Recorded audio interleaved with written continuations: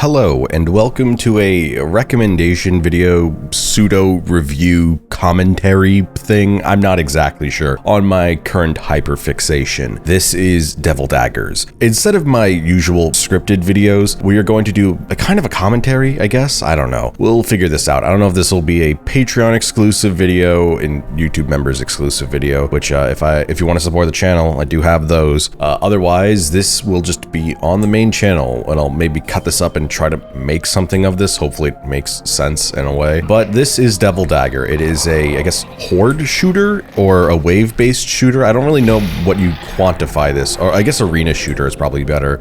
You are in this circle and there's an edge right around there, and these squid things spawn in, and they will then after a few seconds spawn skulls, which will try to hunt you down. You die in one hit. The ones with horns will drop a crystal. If you get 10 crystals, your weapon upgrades.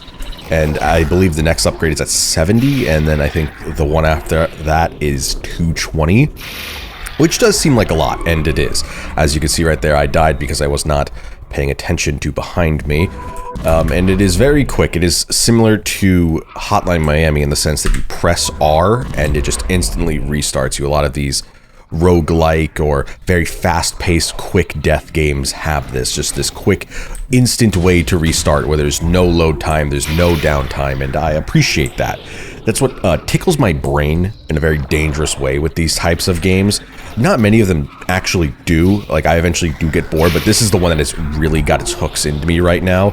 You quickly just kill the small skulls. These are level 1s and those are level 2s. Level 2s I do not believe hunt you down, but level 3s, which we will see in a bit because enemies spawn based on a timer, which makes this game not a roguelike. The levels are consistent, like this guy always spawns at 40 seconds. I have to be careful here. He unfortunately did not manage to kill him in time before that. Okay, but there.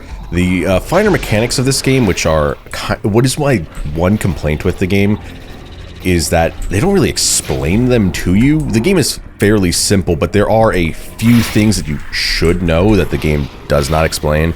In the sequel Hyper Demon, made by the same developer, they do have a tutorial practice ground which does go over these things, because I guess they realized, hey, the fact that a viewer has to go to a wiki to find these things out is probably not a good idea. The things that you have to find out is that when you're shooting your gun, like I am right now, the crystals will move in the direction they are currently traveling in. They'll keep momentum infinitely.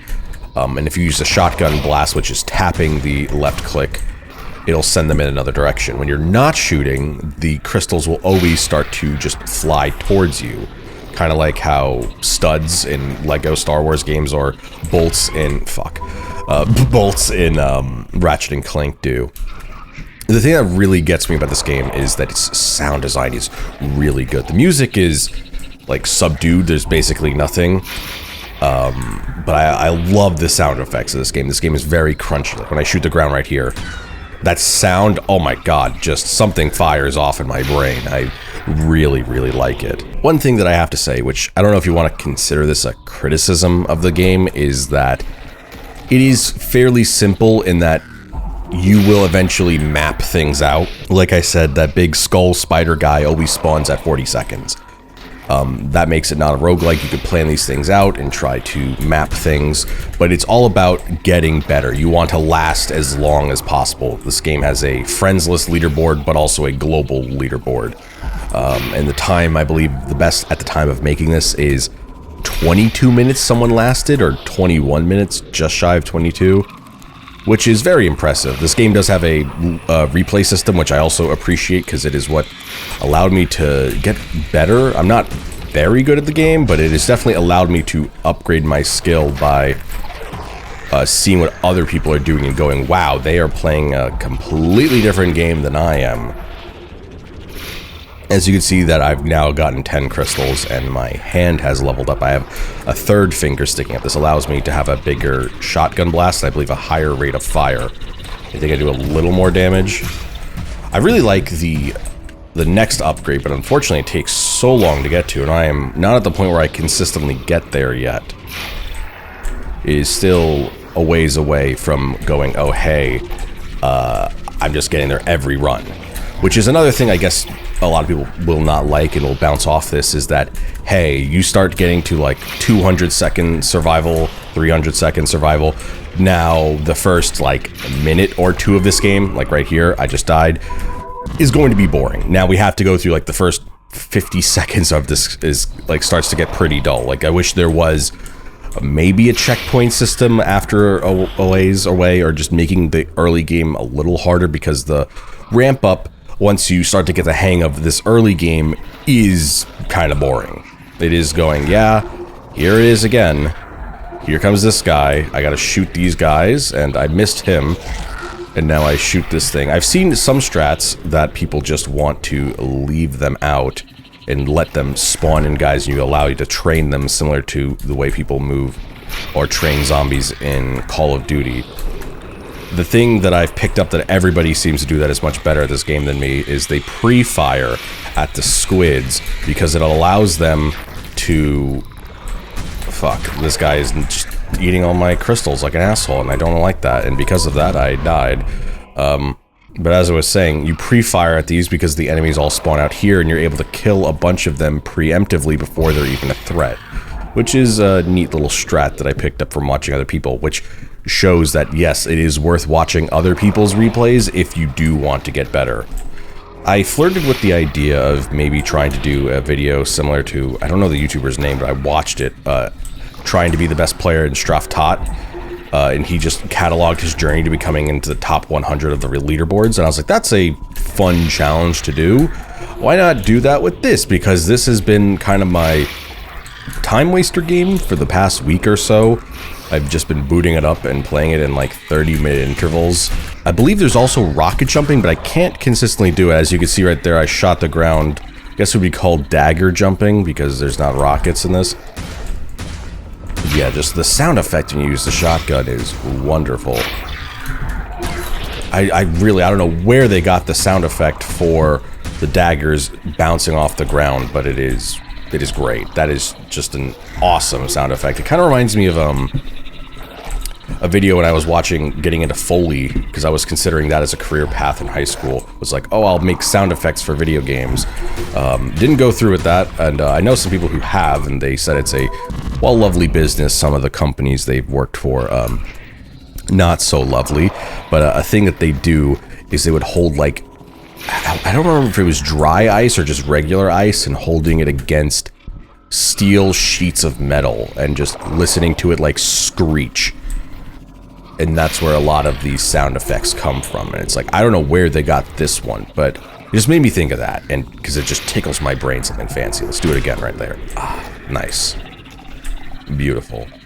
So now that we've talked a bit about Devil Daggers, let's jump to its sequel from the same developer, Hyperdemon. It uses a lot of the similar ideas and base of Devil Dagger, but takes it in its own direction. As you can see, it does have a training option, which is very much appreciated because it does explain mechanics and enemies compared to Devil Dagger that just throws you right into the wood chipper and says, sink or swim. For this game, I'm going to do something a little different compared to the recording for Devil Daggers, and that is post-game commentary. This game sadly requires way too much attention to be able to play it and think about things to say and not get killed at the same time. The original recording that was for this gameplay footage was just having me continuously stop and going, because I could not do both. It is way too difficult, at least for me, at my skill level for this game, and my skill level for unscripted off-the-cuff commentary. I used to be a lot better at that during the era where my videos were not scripted and I did not write scripts and I just recorded things off the cuff and cut them together for a video, similar to what this is. This is actually feeling a lot more like my classic early videos, which are all fucking terrible. But that's enough unrelated rambling. Let's actually talk about Hyperdemon. The thing I wanted to open with is that I do think that this game is not going to be for everybody due to its visual aesthetic. Devil Dagger was a lot more of a Quake-inspired retro FPS. It had the pixel and texture warping in the same way that all of those old games did, which I very much appreciate. I don't know what the hell you would consider the art style for Hyperdemon, but I think a lot of people are going to say, holy shit, overstimulation, Batman, and be completely turned off by it. I could already picture people going like, oh, this is like ADHD Zoomer core. Which maybe that's true, I don't know. But I do think that this game does plenty of really interesting things compared to Devil Dagger that both have their own place. If you saw right there the little flashing red, that is an indicator for, hey, enemies are closing in out of your view and they're going to kill you if you don't do something about them. That is something that was missing from Devil Dagger, and I really appreciate in this game, even though at times it does kind of make things a fucking mess to look at. There's a lot more movement options in Hyper Demon, which also feel really smooth. Right there, you just saw me do one of the dashes. When enemies get too close and their eyes blink, you can tap the space bar and one of the WASD keys in the direction you want to turn into. This sometimes seems to activate Witch Time, which I don't know what the context is. I assume they have to be really close and you have to do it like last second. But anyway, it's one of the many movement options you have access to. The rocket jumping is still in this game. There is a dash you have access to in midair, which is activatable after you press jump and then hold space bar. It'll shuttle you in a direction of your choosing, which feels really good. The big thing that sets this game apart from Devil Dagger is how it interacts with its crystals. In Devil Dagger, your crystals you just collect over the course of your gameplay, and eventually they will upgrade your weapon. I believe they do that in this as well, but you can press right click, which will absorb them, and as you can see right here around my wrist, they are spinning, which gives me a power up where I could shoot the ground and then it'll ricochet off them. It also gives me abilities like right here where I shoot the big crystal and it causes this homing wisp to happen. There's a bunch, and I don't even know all of the interactions yet because I have not seen all of the enemies, I don't think. This is also where Hyper Demon differentiates itself from Devil Dagger's gameplay experience, where Devil Dagger was a time survival game mode where you just needed to last as long as possible as it kept getting crazier and crazier as the timer ticked up with new enemies spawning in. This game has a timer that counts down that you could only increase its time by killing enemies. And that's pretty much all I have to talk about and wanted to talk about. If it wasn't obvious enough, I highly recommend both games. Devil Dagger is $10 and Hyper Demon is $15, and at the time of recording this, and hopefully if I just throw this video up live today, it is currently on sale for I believe $6. Also, let me know in the comments below what you think of videos like this. Maybe I'll make this a regular thing, just a short little commentary video on something I'm currently playing. That's basically what Backlog Monologue was and is, but I feel like every time I go to record one of those, I should just turn those games into videos. It's the same reason why Thoughts On videos stopped happening and instead just became full-fledged reviews or videos, because they would probably do better compared to just a Thoughts On video. But who knows? I'm just trying to branch out and get more videos out there because my release schedule has been slowing down more and more each year, and I don't like that, but I don't really know how to fix that, because the more I want to make things, the more elaborate they are, and the longer that takes, and the more emotionally draining and stressful that becomes. It's this weird feedback loop, which, you know, I don't know, I've just been really in my own head lately, which is why I'm just throwing this video live and seeing what happens. Hopefully people like it. Let me know what you think of this. Was this entertaining? You know, if it did suck, just keep it to yourself. I don't want to know. I don't want to read the mean comments. But yeah, if you like the videos enough and you like the channel, consider becoming a patron on Patreon or a YouTube member. Shout out to all of those guys. I'm not sure if I'm gonna have the Patreon outro for this video. This is just a test upload kind of thing. But anyway, thanks.